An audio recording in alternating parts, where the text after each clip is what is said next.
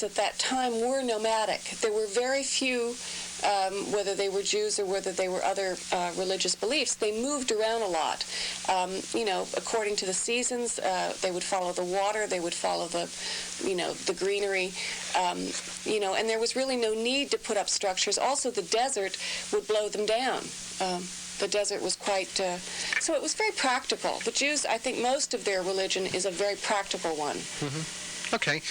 We have an open line at 241-1310. Mary Michele, you ready to get to the phones? Yeah. Okay.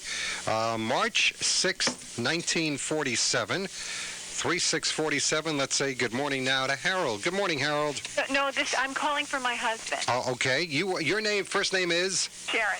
Sharon. Okay. Sharon is calling for her husband, March 6, 1947. You're on the air with Mary Michele. Good morning, Sharon. Lord. Is your husband there too? No, he's not. He's gone to work, but I told him that, before he left that I was going to call in for him. Okay. Okay. So is there a particular question? Well, yes. In terms of his health and also his work this year, how his work will be going. Okay, he was born at the full moon. I don't know if you've heard me say this before, but the full moon is the time when someone is born at the full moon. It means that they have this polarity throughout their life where they're trying to pull their conscious and unconscious together. It's a very extreme place to be born. It's not that unusual. There are a lot of babies born at the full moon, but it tends to make life very tumultuous. Anyway, so the sign of Pisces we know is very compassionate. The moon was in the sign of Virgo, which is the opposite of Pisces. So there's an underpinning of him that needs to be very organized. He may not always deal with this, but it is something that is very strong within him. It would also have made his perception of women and you and his mother and women in general as there's a slight perfection element. Is that true? Yeah. Okay, so anyway, you were asking about work. Let's see, is there any chance that he would start some new kind of business? Is he interested in doing something new? Does he work with computers? No. He enjoys computers, but no, it's a freelance kind of a business that he does, and it can get hectic sometimes, and then sometimes it can be slow. He's pretty committed to it, but he just was wondering how things will go in general, how his work outlet will be this year.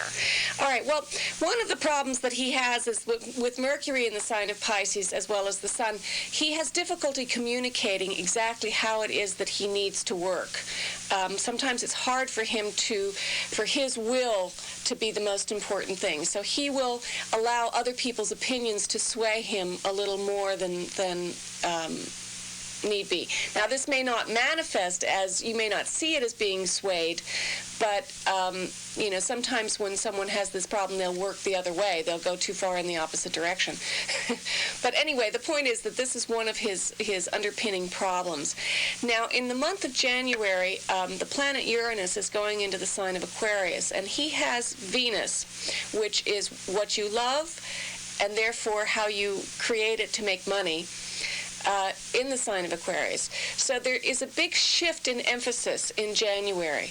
Now, what he should do is look back to the month of April, because there was a window there when it was also in the sign of Aquarius. And if there was something different that happened in April, this will be an indication of the kind of changes that are coming forth. Oh, that's great. Okay. Okay. Thank you so much. Thank you. Okay, thank you for calling. We have an open line at 241-1310. It's 19 minutes past 9 o'clock. I got a question. Here we are. Let's continue with Harold for just a second. This is a big time for vacations. Is this a good time for this person to take a vacation?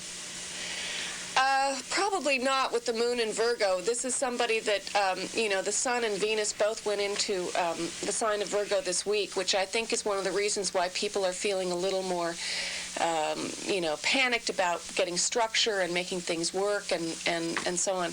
So this is someone that would be very sensitive to that, and I don't think that he would probably want to go away this week. maybe he is or maybe he isn't, but I don't think it would be probably the best time. Okay, we're talking to Mary Michele on Meet the VIPs. We have an open line at 241-1310. We will get to our next caller, who is Michelle from Mount Kisco, who is listening, and we'll do that in exactly 1 minute and 10 seconds from now. Your calls on astrology, 241-1310. Let's get back to the phones. Michelle is on the line, listening in Mount Kisco. Date of birth is April 12th, 1957. Good morning. You're on with Mary Michele. Hi. Hi, Michelle. I was also wondering about career. Career. Okay. You have the sun in Aries, as I'm sure you know, and the moon in Virgo. You're someone that initiates projects very easily. You start new things and so on. But with the moon in Virgo, there's kind of this, it holds you back a little bit. Like you'll get caught up in details. You might worry too much about exactly how to go about manifesting this, the way in which you work. You have Mercury in Taurus. Do you work in education or what kind of work do you do? Computers. Hello? Computers. Computers. Okay. That's good. You have Venus in Aries. You have Mars in Gemini. Jupiter in Virgo, so you have a Jupiter-Moon conjunction. You should be doing something in some capacity with your philosophical beliefs. Do you follow a particular religion or? Yes. I'm sorry? Yes. Yes, okay. Well, that's very important to you, and I think that will sustain your work issues. It should be a good time. Are you looking for work? Is work not... Yes. Uh-huh. Well, I think, for the next 3 weeks, it's a very good time. You just have to get the impetus going to get out there. After the new moon on Sunday, so probably the beginning of next week, would be a very good time to be more assertive in the way that you go and find work. And I think things will come to you. It's a very good time. Do you have that sense? No, but I'm hoping. Okay, well, let me tell you it is. And thank you very much for calling. Okay, thank you, Michelle. On the phone with us now is Rosemary calling from Bedford. She's listening. Her date of birth is November 27th, 1925. Good morning, Rosemary. Good morning. Good morning. Good morning. Did you have a particular question? I'm concerned about my health. I've had troubles with my stomach and gastro, Okay. 11. I have arthritis. I'm just wondering if it's going to get worse. 11:20. How is the outlook, in general for my health? Okay. 11:27. I was born on a Friday. Okay. That's right, you were. Okay, you were born with the moon in Taurus, the sun in Sagittarius, the moon in Taurus. As I've said about the moon in Taurus before, it's a very good place. It's exalted, and what it means is that you will, pretty much always get what you need. It's a gracious place for the moon. You have Mercury in Sagittarius, Venus in Capricorn, Mars in Scorpio. The nature of arthritis is it's a certain amount of anger. Do you feel that there's a particular, symbolically in astrology and in other philosophical ideas, do you feel that there is some particular area that you are frustrated in? Holding it in? Yeah. I'm sorry? Something that bothers me? Yes. Yes, I hold a lot of things in. Yeah, you hold a lot of things in. Well, with this Mercury sun in Sagittarius, it would be, I think, very interesting for you to study things and to travel and to get into conversation groups with people, where you're kind of expanding your horizons. You have a very philosophical bent with both the sun and Mercury in Sagittarius, and also the yearn to travel. Have you traveled much? Not very much. Mostly a housewife since I retired. Well, even if you can't literally travel and go from one place to another, you should try to travel in the mind. So, if you read travel books or, read about foreign countries or historical things and so on, and then try to get into discussions with other people about it, because the way that you get rid of some of this frustration is by having the discussion. It's very... Question. I'm sorry? Question. Hello? Yes? I have something, I don't know if it's a gift or what, but there's certain times that I look at the sky at sunset, and I have this thing in my brain, I don't know what it is, and when I see these lines in the sky, it usually is an earthquake somewhere. Is it possible that I have that gift? Of course it's possible. I believe that there are lots of... everybody has intuitive or psychic powers of some sort or another. I wouldn't fear this gift. In other words, if you feel that the idea that you can predict an earthquake is something that is making you more fearful, I would try not to do that, because the nature of it is that, then you get more paranoid, and it every time that, most of the time, I say 99%. You're correct. See that there is one. It doesn't have to be here. Right. But I don't know why this is. Well, it's just a phenomena of, this has happened throughout history. It's not an unusual thing, and I think it's wonderful that you can do it. But just remember to not be fearful about it and to have more conversations about it, because it's very important to talk to others about it, even if sometimes you feel a little bit foolish. Anyway, thank you very much for calling. Very much. Okay, thank you. And we're going to get to Dove. Date of birth is December 19th, 1929. We do have an open line, by the way, 241-1310. Good morning, Diane. Good morning. Did you have a particular question? Yes, we've spoken before. Okay. However, since we've last spoken, I have had stole my house twice, and it's fallen through twice. Oh. I'm wondering, oh, lovely, if we see anything happening soon again. Well... I think you're able to be a little philosophical about all this with, all these planets in Sagittarius. You probably, have a really strong urge to move, but I think you can also, sit back and realize that perhaps it's not exactly the most important time to move right now. It's not, the month of September is not a great time in terms of trying to make this happen. Are you worried about financial issues? Is this... No. No. Okay, well then I think that there is, if you can just hold off a little bit, it'll be, come the middle of October would be a better time, but really, I would say it's going to be better in after your birthday. After my birthday? Mm-hmm. Uh-huh. Okay. So, if something comes up, I would go ahead. But I think that the indications are that if it didn't happen in last month, during the month of August. It happened last month because I had I was in contract last month. Right. With someone else, and it did happen. Now it's over. Right. Well, what I mean was completed, if it wasn't completed. Yeah. I think the odds are that there must be some reason why you're meant to stay there a little longer. Uh-huh. So just, be happy there, and something will come. Or there might be a shift in direction. You might decide that you might want to redecorate or do something different instead of actually move. No, I gotta move. You do?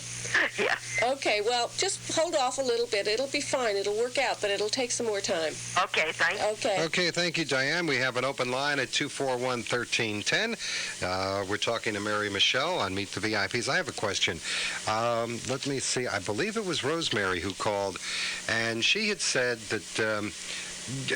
she sees lines in the sky. She says there's an earthquake. Are there certain astrological groups of people who have what you call the gift? ESP, call it what you will, or this feeling that they know what's going on. Are there certain characteristics that fall within certain is it a Cancer? Is it a Capricorn? Is it a Libra? Whatever. Well, the tendency is, in general, with psychic phenomena, that the water signs, Cancer, Pisces and Scorpio. These are the signs that are more in touch with feelings, because water and feelings are, interchangeable in astrology. But I really, we all have these three signs in our chart.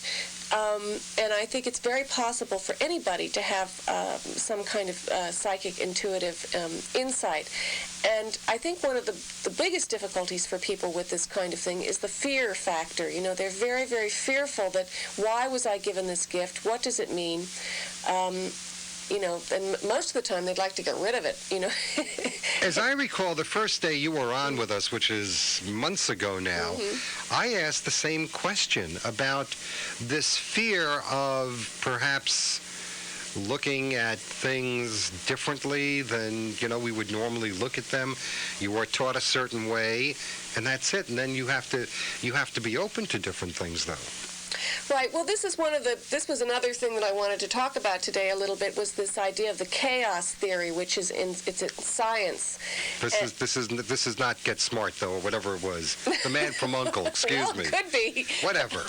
The way he behaved might show a little bit of that. The chaos theory is a theory where, we have this idea in science that everything has to be proven exactly. And they have pretty much discovered that there is like a rotating factor in proving things that doesn't always fall exactly the way we think it would. Let's see, what does it say here? When you talk about chaos theory, we're also talking about something called quantum mechanics, which is a new form of physics. But let me relate it on, I hope, what will be a pretty simplistic level.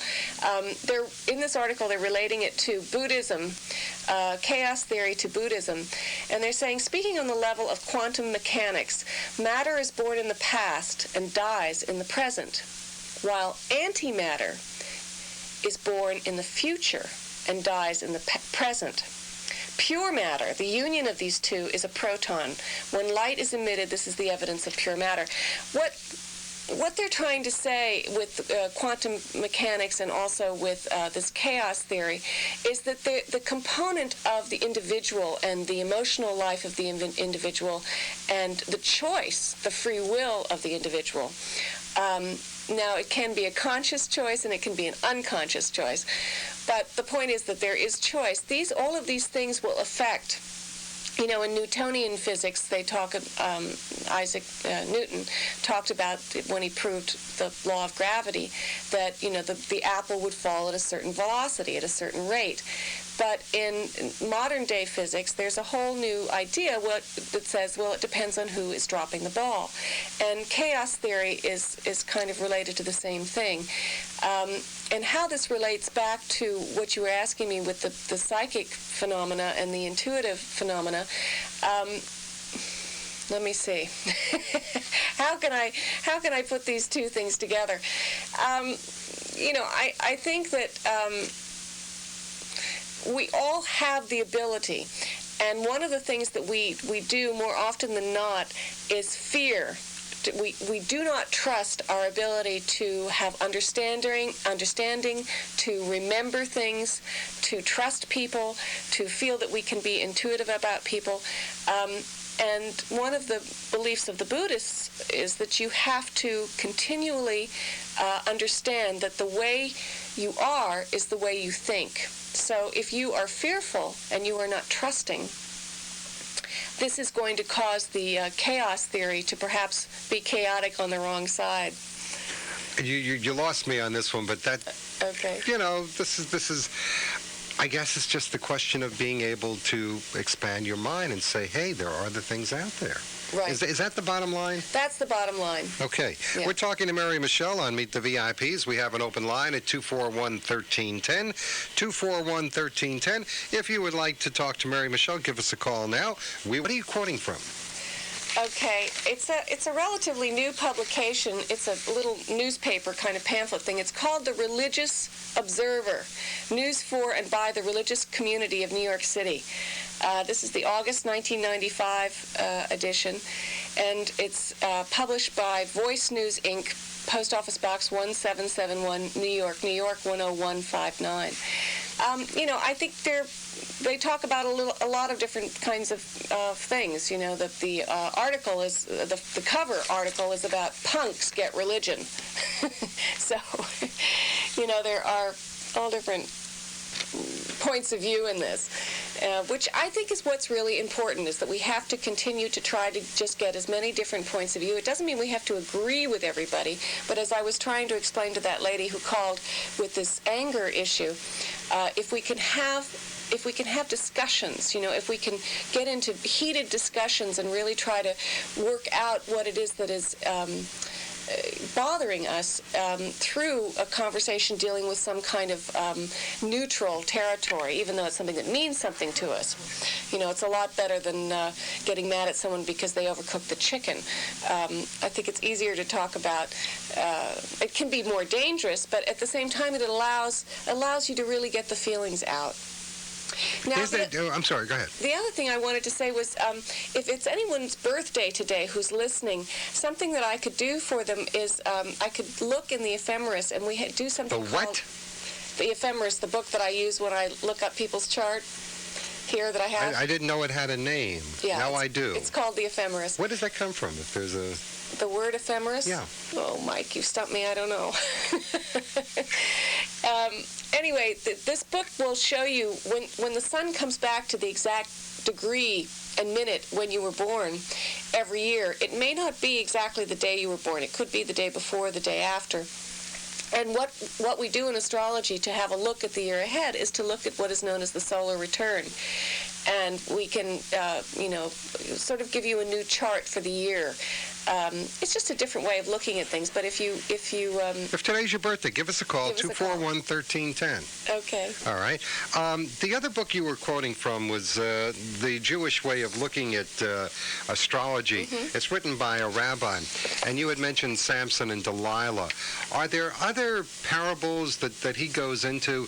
If you read the Old Testament, Moses parts the water. Mm-hmm. Who knows when Moses was born? But, there it is. Are there other parables that he draws upon and says this is because of... we're coming into the high holy day season within the next month in the Jewish religion. You have Rosh Hashanah, mm-hmm. and then you have Yom Kippur. Mm-hmm. Are there astrological significances? Obviously, the new year on a new month. I believe the most of the Jewish holy days are related to the different phases of the Earth's, like the equinoxes and the full moons and the new moons. So I'm not exactly sure when Rosh Hashanah, how it relates to the new moon or the full moon. When does it happen? If you give me a second, it's on a Sunday or a Monday, the 23rd, 4th, 5th. 24th, 25th, somewhere around there. Of September. Okay, let me just have a quick look. I have to look at my calendar. All right. And then 10 days after that is Yom Kippur, the Day of Atonement. Okay. The 24th is... let's see. Is that a Saturday or a Sunday?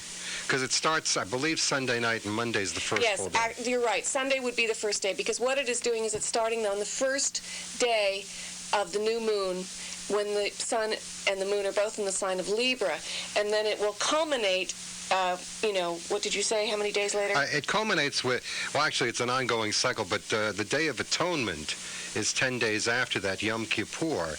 And in the Jewish religion, for those of you who don't know, the holiday starts at sundown the night before, and then it goes till sundown, or perhaps about an hour after that, of the day that you celebrate the holiday. Well, I'm not exactly sure when the equinox is. It's close to it, though. But yes. That changes, sometimes it's very early in the month. Sometimes it's not until October. Right.